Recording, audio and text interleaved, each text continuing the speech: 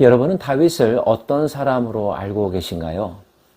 이스라엘 백성들이 그들의 역사 가운데서 가장 존경하는 왕이라고 알고 계시죠. 더불어 하나님의 마음에 합한 사람이라고 하는 명칭도 들어보셨을 것입니다. 또 있습니다. 그는 시인으로 알려져 있습니다. 시편의 상당 부분이 다윗이 기록한 거라는 거 잘 알고 계시죠? 전사로도 알려져 있습니다. 다윗이 역사적인 무대에 처음 등장하게 된 것도 골리앗과의 전쟁에서였죠.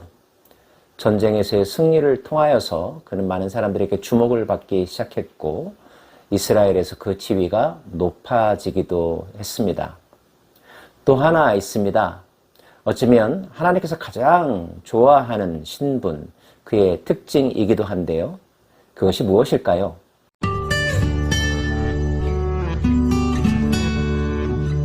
다윗에 관한 기록이나 다윗이 기록한 시들을 읽다 보면 그는 하나님을 진심으로 경배하는 예배자라는 것을 알 수 있습니다. 하나님의 언약궤를 다윗성으로 모셔올 때 그가 옷이 벗겨지는 줄도 모르고 기뻐서 춤추었던 것. 그는 하나님 앞에서 뛰놀리라 이야기했는데 거기서부터 예배란 하나님 앞에서 자기를 잊어버리고 즐거워하는 것이라고 하는 정의를 찾아낼 수 있습니다. 138편에도 예배자로서의 다윗의 영성을 발견할 수 있는데요. 내가 전심으로 주께 감사하며 신들 앞에서 주께 찬송하리이다. 내가 주의 성전을 향하여 예배하며 주의 인자하심과 성실하심으로 말미암아 주의 이름에 감사하오리니 이는 주께서 주의 말씀을 주의 모든 이름보다 높게 하셨음이라. 전심으로 주께 감사한다고, 주를 찬양한다고, 성전을 향하여 예배한다고 고백하고 있습니다.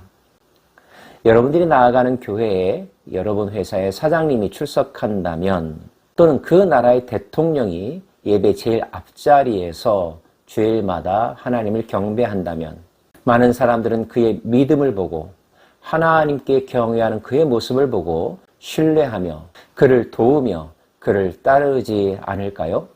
다윗은 그러한 사람이었습니다. 그 나라의 최고 권력자였지만 하나님 앞에서는 어린아이와 같은 마음으로 무릎을 꿇고 경배하며 하나님의 말씀에 귀를 기울였던 사람입니다. 들을 줄 안다는 것, 하늘로부터 들려오는 음성, 자기 마음속 깊숙한 곳으로부터 우러나는 음성, 백성들의 소리, 듣는다는 것, 겸손한 영성을 가진 자가 갖는 리더십의 중요한 덕목이 아닐까요? 그는 하나님으로부터 사랑받았다고 하는 기억, 하나님의 인자하심과 긍휼하심에 대한 분명한 확신과 체험이 있던 사람이었습니다. 내가 간구하는 날에 주께서 응답하시고 내 영혼에 힘을 주어 나를 강하게 하셨나이다. 이 고백이야말로 그가 어려서부터 그의 삶의 경험들을 통하여서 체득한 하나님의 모습이죠. 목동이었을 때, 왕의 사위가 되었을 때, 왕의 자리에 올랐을 때 매 순간순간마다 위기가 그에게 찾아왔고 죽을 뻔한 적도 한두 번이 아니었습니다. 그럼에도 불구하고 그가 지금 살아있는 것은 결정적인 순간 하나님의 도우심이 있었기 때문이었죠. 친구를 통해서, 종교 지도자를 통해서, 신하들을 통하여서 그에게 살 길이 열렸고 그는 죽음에서 벗어날 수 있었습니다. 그 모든 것들이 하나님의 은혜라고 고백하고 있는 것입니다. 여호와여, 세상의 모든 왕들이 주께 감사할 것은 그들이 주의 입의 말씀을 들음이오며 그들이 여호와의 도를 노래할 것은 여호와의 영광이 크심이니이다. 왕으로서 그가 생각했던 가장 큰 특권은 하나님의 말씀을 들을 수 있다는 것이었습니다. 많은 사람들 가운데 기름 부어 세워주셨기에 하나님은 다윗을 더 특별히 가까이 하려 하지 않으셨을까요?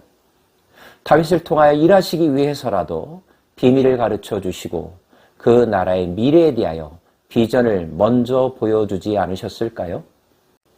왕이 경청하며 성전에 나아갈 때 사람들은 더욱더 집중했을 것이고 왕 또한 온 마음과 힘을 다해 하나님으로부터 들려오는 음성에 귀 기울이지 않았을까요? 하나님의 음성을 듣는다는 사실이 즐거웠고 깨달음이 있었고 해법을 찾았고 승리로 나아갈 수 있는 발판이 되었다는 것, 다윗은 그 사실에 대해서 늘 감사하고 있습니다. 더불어 하나님의 영광과 능력이 크다는 것을 알았기에 하나님을 경외하는 것, 모든 왕들이 잊어버리지 말고 반드시 표현해야 될 예배라고 고백하고 있습니다. 그는 자신의 선배 왕을 통하여 배웠죠.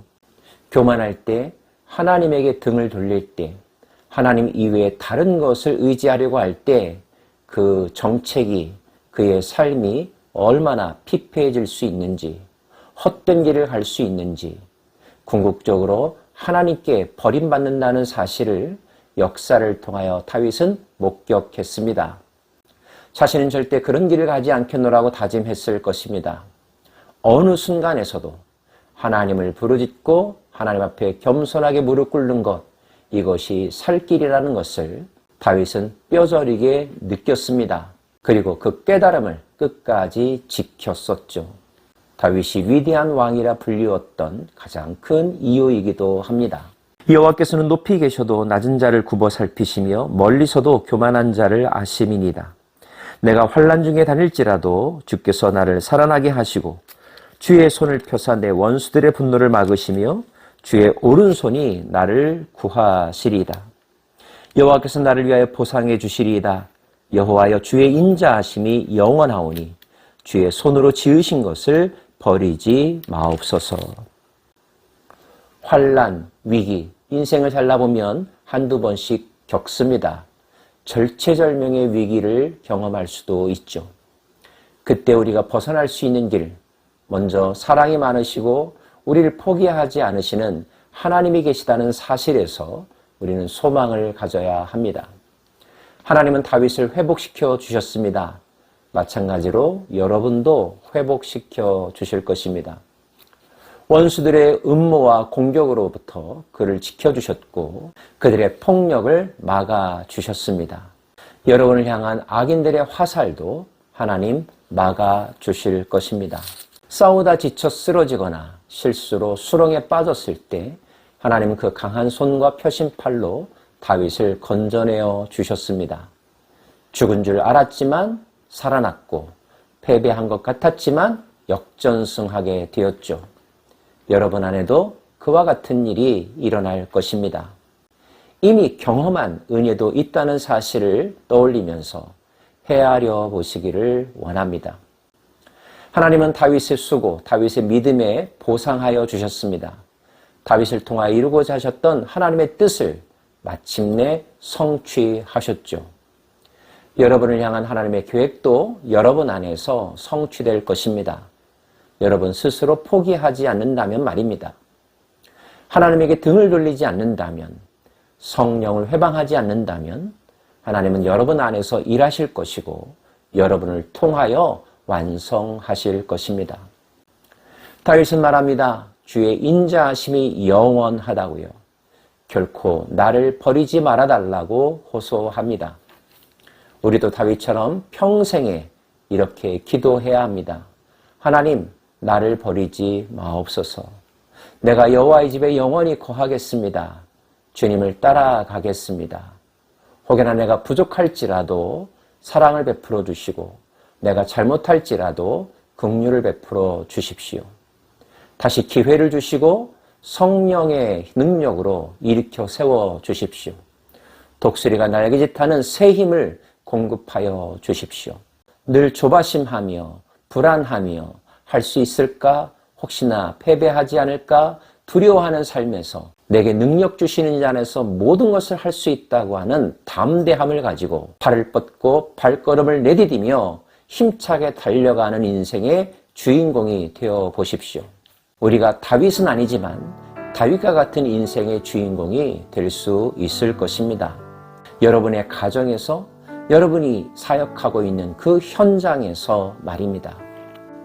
다윗과 같이 예배자로 한평생 살아갈 수 있기를, 하나님의 마음에 합한 자라고 인정받는 삶 되기를 소망해 봅니다. 기도하십시다.